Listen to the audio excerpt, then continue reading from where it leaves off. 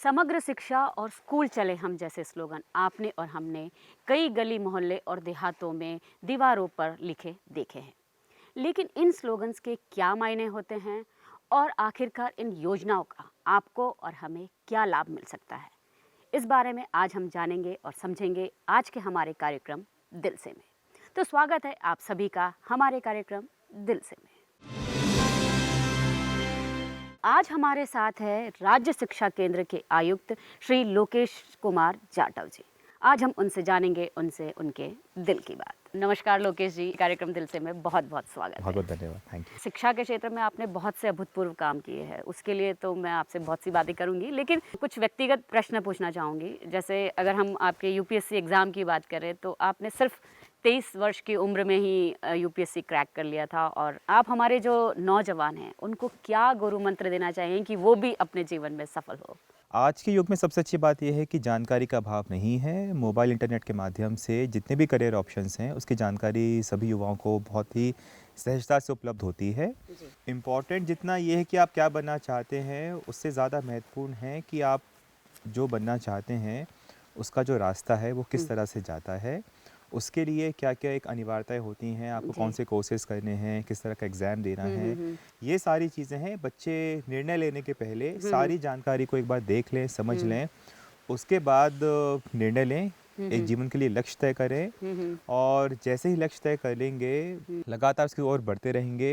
कुछ उतार चढ़ाव आते हैं, निश्चित तौर पे ज़िंदगी कभी भी एक समान प्लेटफॉर्म पे नहीं चलती है, तो उनसे घबराए नहीं, उनसे पीछे ना हटें। ऐसा कोई काम नहीं है, ऐसा कोई पद नहीं है, ऐसा कोई जॉब प्रोफाइल नहीं है जो आज के युवा अचीव ना कर सकें। आप जैसे एक छोटा सा कस्बा का है, वहाँ से निकलकर यहाँ तक पहुँचे हैं, बहुत बड़ी बात है और लोगों को आपसे बिल्कुल सीख लेनी चाहिए। तो सैनिक स्कूल से आपकी पढ़ाई हुई है, तो सैनिक स्कूल का पढ़ाई का जो कुरिकुलम है और हम गए केंद्रीय विद्यालय, सीबीएसई, आईसीएसई, इनके कुरिकुलम में और मध्य प्रदेश सरकार के जो स्कूल्स है, सरकारी स्कूल्स हैं, इनके जो सिलेबस है, क्या चीज़ में क्या डिफरेंस होता है और क्या आप चाहेंगे कि बदलाव आना चाहिए?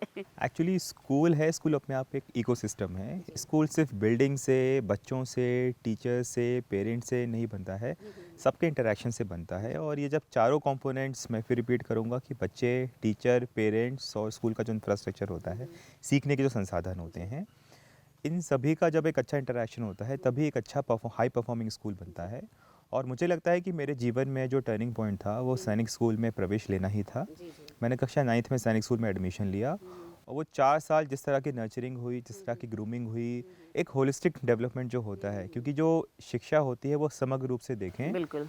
तो आपका कैरेक्टर बिल्डिंग है, आपकी क्रिटिकल थिंकिंग है, हायर ऑर्डर थिंकिंग है, वैल्यूज़ है, जी। कैरेक्टर है, और एकेडमिक पार्ट, स्पोर्ट्स, कल्चर, तो ये सारी चीज़ों का एक्सपोजर हमें स्कूल में मिला। और जिसके कारण न सिर्फ पर्सनैलिटी के साथ साथ बल्कि एक एकेडमिक बैकग्राउंड था वो भी काफ़ी मजबूत हुआ, और निश्चित तौर पे मुझे उसका पूरा लाभ कॉलेज में भी मिला और अभी भी मिल रहा है। जी, जी। तो लाइफ में कुछ ऐसा नहीं है जो हम अचीव नहीं कर सकते हों। जी। तो किताब, करिकुलम या अच्छी बिल्डिंग के अलावा जो सबसे महत्वपूर्ण अंश है जो आपको व्यक्तिगत विकास में मदद करता है वो है आपकी सोच। जी। और निश्चित तौर पे एक हाई परफॉर्मिंग, एक अच्छा प्रदर्शन करने वाले स्कूल का जो सबसे ज़्यादा फ़ायदा होता है वो ये कि आपकी जो सोच होती है वो विकसित होती है, वो आपको निरंतर प्रेरित करती है जीवन में अच्छा करने के लिए। लेकिन सर, सरकारी स्कूल की हम बात करें तो आपको क्या लगता है, आपने वहाँ भी पढ़ाई की, वहाँ देखा है और आज आप हर स्कूल्स को हर जगह जाते हैं, देखते हैं, क्या हमें स्कूल में बदलाव लाना चाहिए? ये बहुत महत्वपूर्ण प्रश्न है, इसलिए कि सरकारी स्कूल में पढ़ने वाले जो बच्चे होते हैं उनकी सामाजिक आर्थिक जो स्थिति होती है उससे हम भली भांति वाकिफ़ हैं। लेकिन हमारे लिए सोचने वाली बात यह है, और इनफैक्ट गर्व करने वाली बात यह है कि इतनी चुनौतियों के बाद भी बच्चे स्कूल आते हैं। इतने मुश्किल हालात का सामना करने के बाद भी बच्चे स्कूल आते हैं, और कुछ उनमें एक जज्बा है, एक अच्छा करने का जो उन्होंने लक्ष्य अपने लिए लिया है, वो वाक़ई में काबिल तारीफ़ है। इसलिए भी कि जैसे हमारे ग्रामीण क्षेत्र में जो हाई स्कूल्स हैं, हायर सेकेंडरी स्कूल्स हैं, आप देखेंगे बहुत सारे बच्चे हैं जो 5 किलोमीटर, 10 किलोमीटर की दूरी तय करके आते हैं। जो बच्चियां हैं, विशेषकर जो हाई स्कूल या हायर सेकेंडरी स्कूल्स में हैं, वो सुबह जल्दी उठेंगी, घर का काम करेंगी, पानी भरेंगी, साफ़ सफाई करती हैं, कई बार अपने माता पिता को खाना बनाने में यानी घरेलू काम में मदद करती हैं। इतना सब काम करने के बाद भी बच्चे ऑलमोस्ट डेली स्कूल आ रहे हैं। बिल्कुल। अगर हम ऐसे बच्चों को बहुत उनके टैलेंट को एक बहुत ही सकारात्मक भाव से अगर पोषित करने का प्रयास करें, उनकी ग्रूमिंग करें, नर्चरिंग करें, तो निश्चित तौर पे इन बच्चों का एक बहुत अच्छा, एक बहुत उज्ज्वल भविष्य इनका इंतज़ार कर रहा है। जो थोड़ा-सा अधिक प्रयास करने की आवश्यकता है, वो है सोच में परिवर्तन लाने की आवश्यकता है। हमारे मन में, हमारे जब मैं हम कहता हूँ तो मैं पूरे व्यवस्था की बात करता हूँ, जिसमें अधिकारी शामिल हैं, शिक्षक शामिल हैं, बच्चे शामिल हैं और उनके माता-पिता शामिल हैं। हम सभी के मन में ये विश्वास जागृत करने की आवश्यकता है कि सरकारी स्कूल किसी अन्य स्कूल से प्रदर्शन के रूप में कम नहीं है। हमें थोड़ा-सा एक अतिरिक्त प्रयास करने की आवश्यकता है। जब हम सकारात्मक सोच के साथ कार्य करना शुरू करेंगे और इस व्यवस्था पे जब हम ट्रस्ट करना स्टार्ट करेंगे, तो निश्चित तौर पे हमारे जो टीचर्स हैं वो और अच्छा करने के लिए मोटिवेट होंगे और जिसका सीधा फ़ायदा हमारे बच्चों को मिलेगा। जैसे आप जब कलेक्टर मंडला थे, तब आपने एक 100 कलाम योजना शुरू की थी। वो क्या योजना थी? जो हमारे पूर्व राष्ट्रपति जी थे डॉक्टर एपीजे अब्दुल कलाम, तो उनका जो प्रारंभिक जीवन है और जो स्कूली शिक्षा है वो एक छोटे से गांव में बहुत ही ग्रामीण परिवेश में शुरू हुई थी। इसके बाद भी उन्होंने अपने टैलेंट के दम पे अपनी आगे की पढ़ाई पूरी की और जो सबसे अच्छे से अच्छे पद हो सकते थे हमारे देश के उस पे विराजे। वहाँ से हम लोगों ने प्रेरणा ली कि हमारे बच्चों में टैलेंट बहुत है, अगर हम उन्हें एक अच्छा मंच देते हैं और उनको अगर अच्छे से अच्छे प्रतिष्ठित परीक्षाओं की तैयारी कराते हैं, तो निश्चित तौर पे भारत के जो सर्वश्रेष्ठ परीक्षाएं होती हैं कक्षा 12वीं के बाद, चाहे वो इंजीनियरिंग की हो या मेडिकल की हो, हमारे बच्चे उन परीक्षाओं में बहुत अच्छा प्रदर्शन कर सकते हैं। इस सोच के साथ, इस प्रेरणा के साथ हमने प्रोजेक्ट 100 कलम प्रारंभ किया था, जिसमें हमने मंडला ज़िले में पढ़ने वाले जो बच्चे हैं उनका एक स्क्रीनिंग एग्ज़ाम कराया और 100 बच्चों का मेरिट के बेसिस पे चयन किया। वो दूर दराज के क्षेत्रों से आते थे, उनको हमने मंडला ज़िले मुख्यालय में जो उत्कृष्ट विद्यालय था वहाँ पे एडमिशन दिलवाया, उनको हॉस्टल फैसिलिटीज़ दिलवाई और उनको कोचिंग की व्यवस्था दी। मैं यहाँ पे एक बात में और ज़ोर डालूँगा कि आंकड़े इतने महत्वपूर्ण नहीं हैं, जितना महत्वपूर्ण था कि मंडला जैसे आदिवासी बहुल ज़िले का बच्चा भारत में दिल्ली, मुंबई, बैंगलोर, कोलकाता जैसे जहाँ पे कोचिंग लेके बच्चे बड़े-बड़े कोचिंग संस्थाओं से आते हैं और उस एग्ज़ाम में कॉम्पीट करते हैं। हमारे ज़िले के बच्चों ने उस एग्ज़ाम में ना सिर्फ कॉम्पीट किया बल्कि काफ़ी बड़ी संख्या में सफल भी हुए। उसका एक जो ट्रिगर रिएक्शन होता है कि आने वाले उनके जो जूनियर्स हैं, उन्होंने देखा कि हाँ, हमारे ज़िले के बच्चे हैं, हमारे स्कूल्स के टीचर्स में उन्होंने अपना कॉन्फिडेंस बेस्टो किया कि हाँ, अगर हम मेहनत करें तो सफलता हमें ज़रूर मिलेगी। लेकिन इसमें जो सोच में एक क्रांति एक आई, सोच में एक बदलाव आया हमारे टीचर्स के, पेरेंट्स के, लेकिन एक अच्छी शुरुआत थी और निश्चित तौर पे मेरे बाद जो अधिकारी हैं उन्होंने भी इस योजना में काफ़ी सपोर्ट मतलब किया। बदलाव ज़रूर आया है उस जी। एरियाज़ में। और वहीं सर मैं बात करूँगी कि आप इसके पहले भी राज्य शिक्षा केंद्र में संचालक के पद पर रहे हैं, तब भी आपने कुछ ना कुछ नवाचार करने की कोशिश की। आजकल जो तकनीक उपयोग करने की जो लागत है वो क्रमशः कम होती जा रही है, तो ये एक बहुत अच्छा हमें मंच मिल गया था कैसे हम तकनीक का उपयोग करके अपने बच्चों तक शिक्षण सामग्री पहुंचा सकते हैं, अपने टीचर्स तक शिक्षण सामग्री पहुंचा सकते हैं।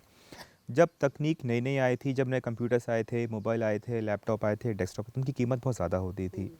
तो इसीलिए इस तरह के जो इक्विपमेंट होते थे या आईसीटी लैब्स होते थे वो प्राइवेट स्कूल्स ही अफोर्ड कर पाते थे। लेकिन अब तकनीक धीरे-धीरे जो लागत कम हो रही है, तो हम बेहतर तकनीक का उपयोग करके कम से कम लागत में अपने बच्चों तक शैक्षिक सामग्री पहुंचाने का प्रयास कर रहे हैं। तो यहाँ हम एक छोटा सा ब्रेक लेते हैं और ब्रेक के बाद हम जानेंगे कि अब इस कोविड का जो समय चल रहा है, इस महामारी से हम सब पीड़ित हैं, तो किस तरीके के आपने नवाचार किए हैं।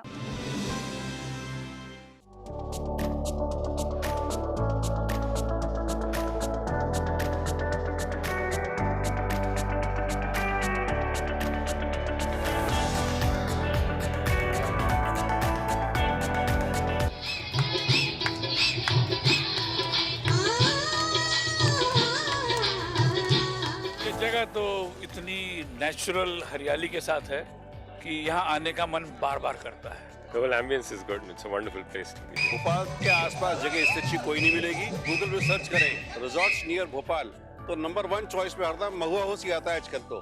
दाल बाफले एंड चूरमा लड्डू, इसमें मज़ा ही अलग है। और ये इतना प्यारा समा हो तो टेस्ट ऑलरेडी दुगना हो जाता है।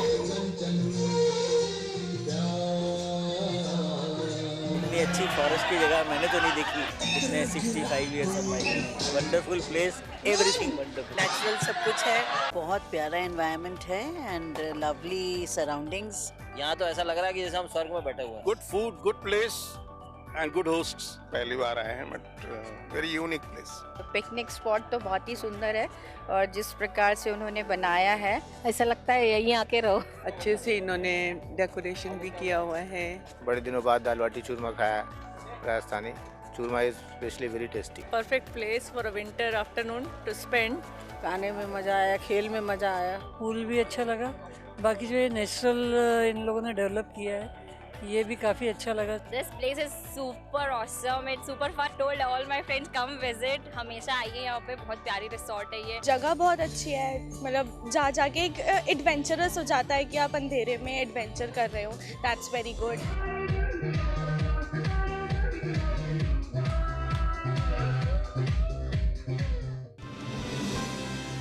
तो सर ब्रेक के बाद आपका फिर स्वागत है। लॉकडाउन ख़त्म भी हो गया है और लोगों को निश्चित तौर पे घर के बाहर निकलना पड़ रहा है, चाहे स्टूडेंट्स हो, चाहे व्यापारी हो, चाहे मजदूर हो या कोई भी नौकरी पेशा हो। तो इस घड़ी में आपने बच्चों की पढ़ाई को जारी रखने के लिए क्या शुरू किया है कि बच्चों की जो पढ़ाई है वो रुके नहीं? कोविड जैसी विषम परिस्थिति जब प्रारंभ होना स्टार्ट हुई थी और जो इन्फेक्शन का डर था उसको ध्यान में रखते हुए जितने भी स्कूल्स थे उनको बंद करने का निर्णय लिया गया था और ये मिड मार्च की बात है। उस टाइम एंटिसिपेट नहीं किया गया था कि इतनी लंबी अवधि तक स्कूल्स बंद रहेंगे। इसके बाद भी जो तात्कालिक परिस्थितियाँ थीं उसको ध्यान में रखते हुए अब पढ़ाई नहीं रुकेगी थीम अंतर्गत स्कूल शिक्षा विभाग ने काफ़ी इंटरवेंशंस प्रारंभ किए और जिनका लक्ष्य यही था कि भले चाहे स्कूल्स बंद हों लेकिन स्कूल बंद होने के कारण जो सीखने की प्रक्रिया है वो बाधित ना हो। यह प्रयास किया गया कि टीवी, रेडियो, मोबाइल के माध्यम से जो प्रत्येक इनमें से तीन में से कोई एक डिवाइस प्रत्येक घर में अमूमन है तो उनका उपयोग करके कैसे हम शैक्षणिक सामग्री बच्चों तक पहुंचा सकते हैं, इसका प्रयास किया गया। अप्रैल के महीने से हमने रेडियो स्कूल प्रारंभ किया है जहां सोमवार से शनिवार प्रातः 11 से 12 1 घंटे का हमारा रेडियो कार्यक्रम ब्रॉडकास्ट होता है। इसके बाद हमने करीबन 50,000 व्हाट्सएप ग्रुप बनाए हैं ज़िले में जिसमें करीबन 18 लाख बच्चे हैं जो जुड़ चुके हैं और रोज़ सुबह हम व्हाट्सएप आधारित गतिविधियां हैं वो बच्चों को भेजते हैं, उनके पेरेंट्स के मोबाइल पे भेजते हैं। इसके साथ ही कक्षा 9 से 12 के जो बच्चे हैं उनके लिए करीबन 3.5-4 घंटे का टीवी स्लॉट है जो दूरदर्शन मध्य प्रदेश या लोकल केबल ऑपरेटर्स हैं उनके माध्यम से प्रसारण हो रहा है। जब ये हमने कार्यक्रम प्रारंभ किए तो इसमें एक फीडबैक हमें मिला कि ये कार्यक्रम डिवाइस आधारित कार्यक्रम है कि जिन बच्चे के पास मोबाइल होगा, टीवी होगा, रेडियो होगा वही बच्चे सीख पाएंगे। तो इस फीडबैक को भी फिर हमने अपने संज्ञान में लेके जुलाई प्रथम सप्ताह से हमारा घर हमारा विद्यालय कार्यक्रम प्रारंभ किया जिसमें हमने 8 सप्ताह का वीकली लर्निंग पैकेज बनाए और उसका प्रिंट आउट निकाल के बच्चों तक दिया। उस पैकेज में इंस्ट्रक्शंस थे बच्चों के लिए कि अगर आपके पास रेडियो, टीवी, मोबाइल नहीं है तो भी उस बुकलेट में जो इंस्ट्रक्शंस दिए हैं कि आज दिन ये है, आज हम ये विषय पढ़ेंगे, इसके इस पन्ने से लेकर इस पन्ने तक पढ़ाई करेंगे। बच्चों और माता पिता के साथ साथ हमारे विभाग की जो बहुत बड़ी संख्या में जो शिक्षक कार्यरत हैं उनके भी प्रशिक्षण और व्यवसायिक उन्नयन के लिए प्रशिक्षण कार्यक्रम हमने प्रारंभ किया था और जिसके तहत हमने छोटे छोटे ट्रेनिंग मॉड्यूल्स बनाए हैं और टीचर्स अपने मोबाइल का उपयोग करके ही उन कोर्सेज को पूरा कर सकते हैं। पर सर इसमें एक सवाल निकल कर आता है कि जैसे कई बच्चे मोबाइल से इतना ज़्यादा फैमिलियर नहीं है, कई टीचर्स भी ऐसे हैं जो ऑनलाइन शिक्षा को देने के लिए भी उतने सक्षम नहीं है। कोविड ने इतने कम समय में हम सभी को इतना ज़्यादा कुछ सिखा दिया है, नई तकनीक को अडॉप्ट करना, उसको उपयोग करना कि अब हमारे सभी टीचर्स इसमें पारंगत हो गए हैं। हालांकि ये चुनौती इनिशियली थी बट हमारे टीचर्स ने जिस तरीके से रेस्पॉन्ड किया, जिस तरीके से नई तकनीक को अपनाया वो अपने आप में बहुत ही अच्छा प्रयास है टीचर्स की तरफ से। दूसरा एक परिवर्तन और आया है कि माँ बाप की मानसिकता में भी कि पहले बच्चों को मोबाइल देना बुरा समझा जाता था कि बच्चे उसमें समय व्यर्थ कर रहे हैं, गेम खेल रहे हैं, लेकिन मोबाइल भी सीखने का इतना सशक्त साधन बन सकता है, ये भी हमें कोविड ने सिखाया। वेबिनार जैसे शब्द जो हमने कोविड के पहले नहीं सुने थे आजकल हम सबकी डिक्शनरी में आ गए हैं। तो जिस तरह से विभाग ने और विभाग में कार्यरत प्रत्येक टीचर ने और हम अधिकारियों ने रेस्पॉन्ड किया है, वो काफ़ी संतोषजनक एक अनुभव हमारे लिए रहा है। परंतु थोड़ी बहुत चुनौतियां आती हैं। हमने शिक्षकों के प्रशिक्षण के लिए जब कार्यक्रम स्टार्ट किया था, तो विशेषकर उसमें एक बड़ा मॉड्यूल इस बात पे भी था कि कैसे आधुनिक तकनीक का उपयोग करके शिक्षक बच्चों तक पहुंच सकते हैं, उनको किस किस तरह की दिक्कतें आती हैं, ये सारी चीज़ें का समाधान उस कोर्स में था। अब जो मेरा प्रश्न है वो ये है कि जो बच्चे मोबाइल नहीं खरीद सकते हैं, उनके लिए आपकी क्या योजना है? जहाँ तक बच्चों का प्रश्न है, ये बात सही है कि अभी भी हमारे स्कूल से पढ़ने वाले बहुत सारे बड़ी संख्या में बच्चे ऐसे हैं जो एक नया मोबाइल या स्मार्टफोन अफोर्ड नहीं कर सकते हैं। बच्चे के पास यदि मोबाइल नहीं है, उसके पास रेडियो भी है। अगर रेडियो नहीं है तो भी हमने जो हमारे विद्यालय का जो पैकेज का जो प्रिंट आउट बच्चे को दिया है, उसका उपयोग करके बच्चा अपनी पढ़ाई है वो जारी रख सकता है।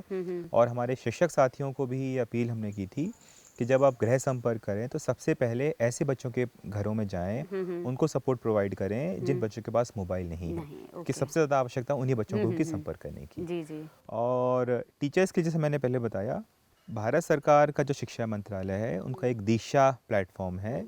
दीक्षा प्लेटफॉर्म पे एक बहुत ही रिच रिपॉजिटरी तैयार की गई है।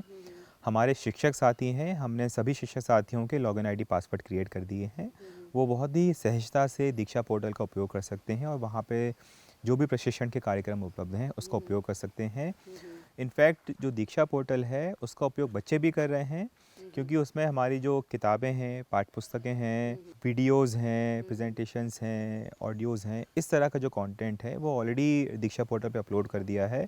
तो बच्चे और जो शिक्षक हैं दोनों ही चाहें तो MHRD का जो दीक्षा पोर्टल है उसका उपयोग कर सकते हैं। तो सर, जैसे अभी नई शिक्षा नीति लागू हुई है, नई शिक्षा नीति के अलग अलग इंटरवेंशंस है, सब थीम्स हैं। उसमें से 5-6 थीम्स हमने जो प्रथम चरण में आइडेंटिफाई किए हैं, उसमें तात्कालिक रूप से हमने काम भी प्रारंभ कर दिया है। सबसे पहला है उसमें जो mission on foundation literacy and numeracy है, कि कक्षा 1 और 2 में जो बच्चे हैं और उसके पहले जो प्री प्राइमरी के जो बच्चे हैं, उनमें गणित और भाषा की जो मूलभूत दक्षताएं हैं बच्चों को वो आएँ, ताकि आने वाले उच्च कक्षाओं में बच्चे हिंदी और इंग्लिश और गणित के जो विषय हैं, और जब भाषा आएगी तो नेचुरल अन्य विषय बच्चे अच्छे से पढ़ पाएंगे। तो भाषा और गणित के जो कौशल हैं ये बच्चों को ठीक से, इसमें हमने काम प्रारंभ कर दिया है।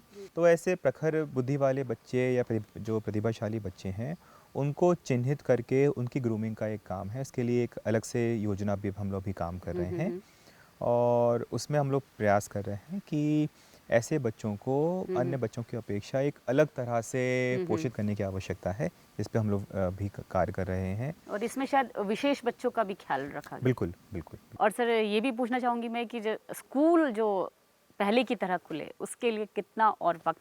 ये बात बिल्कुल सही है और प्रासंगिक है, क्योंकि हमारा भी अनुभव यही रहा है कि हम सीखने के जो माध्यम हैं, मोबाइल, टीवी, लैपटॉप, रेडियो, कितना भी प्रयास कर लें, लेकिन एक शिक्षक की जो कक्षा में भूमिका होती है उसका कोई सब्स्टिट्यूट नहीं है, उसको कोई रिप्लेस नहीं कर सकता है।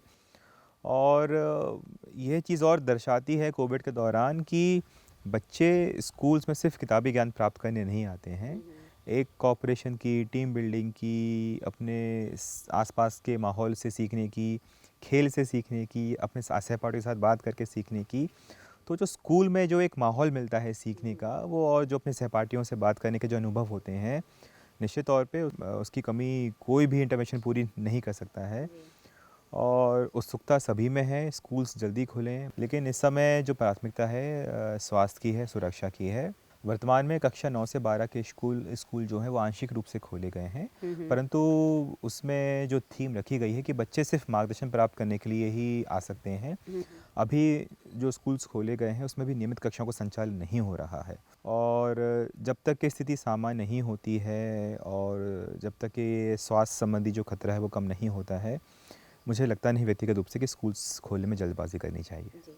जिस तरीके से आप अपने जीवन में आगे बढ़े हैं, क्योंकि ये जो आगे बढ़ने का जो सफ़र है ये बचपन से और स्कूल से ही शुरू होता है, तो हमारे जो बच्चे हैं उनके लिए आप मैसेज दीजिए कि वो कैसे बचपन से ही और स्कूल से ही अपनी जो है नींव उसको मजबूत करें। इस कार्यक्रम को देख रहे सुन रहे बच्चों से मेरी एक ही अपील है, एक ही एडवाइस रहेगी कि दुनिया में ऐसा कोई लक्ष्य नहीं है जिसे हासिल ना किया जा सके, लेकिन उसके लिए कुछ अनिवार्यताएं होती हैं। आपने जिस दिन ठान लिया कि आपको ये बनना है, आप पूरी एकाग्रता से, पूरी मेहनत से और लगन से अगर आप लक्ष्य की ओर आगे बढ़ेंगे तो निश्चित तौर पे आपने अपने जीवन में जो चाहा है वो आप हासिल कर पाएंगे।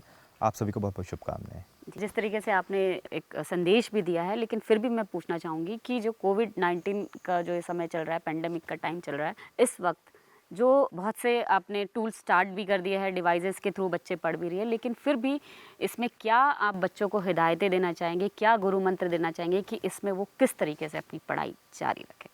देखिए, जो परिस्थिति सामान्य होती है तो सबके लिए जनजीवन बड़ा सामान्य होता है, तो बहुत सारे जो जीवन के पहलू हैं वो सामने नहीं आते हैं। लेकिन कोविड जैसी विषम परिस्थितियों में और जो चुनौती थी, उस चुनौती को अब अवसर में तब्दील करने का जो समय है वो है। और बच्चे सबसे पहले अपने स्वास्थ्य का ध्यान रखें और बिल्कुल भी एंशियस ना हो, परेशान ना हो कि वो अपने दोस्तों से मिल नहीं पा रहे हैं, बात नहीं कर पा रहे हैं, घर के बाहर नहीं जा पा रहे हैं। ये एक बहुत अच्छा अवसर है अपने घर पे रहने का, अपने माता-पिता से निरंतर बात करते रहने का, आपके घर में जो बड़े बुज़ुर्ग हैं, दादा-दादी हैं, नाना-नानी हैं, उनसे सीख लेने का, उनके अनुभव समझने का, सुनने का, उनके समय किस तरह का जीवन था। तो ये सारी बातें हैं। अब आपको घर पे रहने के कारण जो एक बड़ा हुआ जो समय मिला है संवाद का, जी, जी। उसको बहुत अच्छे से उपयोग करें और अपने आस-पास के वातावरण से सीखें। किताबी ज्ञान ज़रूरी है, लेकिन अब आपके पास बहुत एक अच्छा अवसर है अपने आसपास के परिवेश से सीखने का। इस अवसर का लाभ उठाएं। तो सर आपका बहुत-बहुत धन्यवाद। आपने शिक्षा से जुड़ी बहुत सी बातें की और किस तरीके से कोविड-19 के पेंडेमिक के समय बच्चे अपनी पढ़ाई जारी रखें। तो आज के कार्यक्रम में बस इतना ही। अगले हफ्ते हम फिर हाजिर होंगे। तब तक मुझे और मेरी पूरी टीम को दीजिए इजाज़त। नमस्कार।